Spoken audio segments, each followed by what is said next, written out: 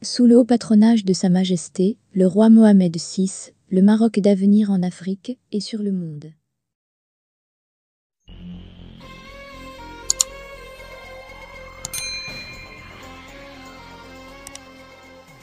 Ahmed Odlimi, l'homme des brigades spéciales du roi Hassan II. Portrait Ahmed Odlimi, l'homme des brigades spéciales.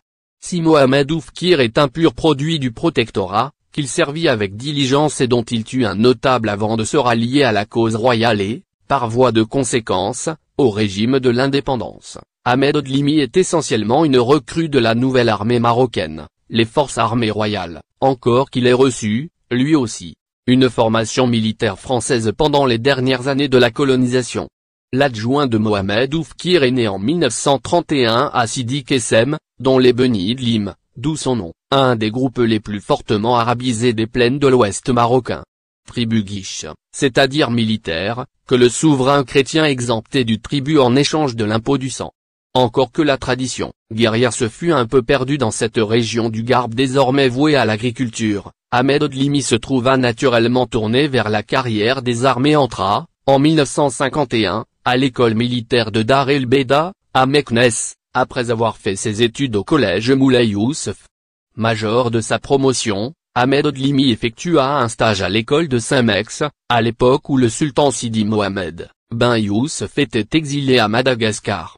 S'il ne participa pas, comme son aîné Oufkir, aux dernières expéditions coloniales françaises, il commanda une compagnie, puis un bataillon, lors des campagnes menées par les forces armées royales, du Tafil au Riz et à l'Uni, au combat sur la frontière algéro-marocaine.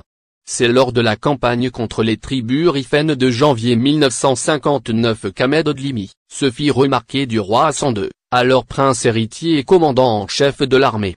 Est-ce parce que cet officier brave et compétent s'était montré particulièrement à l'aise dans une opération rudement répressive que Odlimi se vit confier plus tard des besognes policières?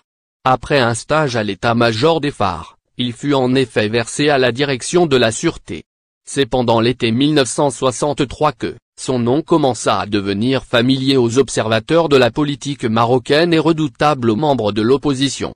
Lors de l'enquête policière menée contre les suspects de complot de juillet, c'est-à-dire essentiellement les compagnons de Mehdi Ben Barka, on signala à diverses reprises les initiatives répressives prises par le commandant Odlimi, chef des brigades spéciales.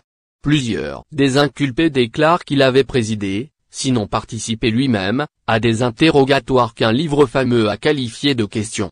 Quelques mois plus tard, il reçoit de l'avancement et devient, en août 1964, directeur général adjoint de la Sûreté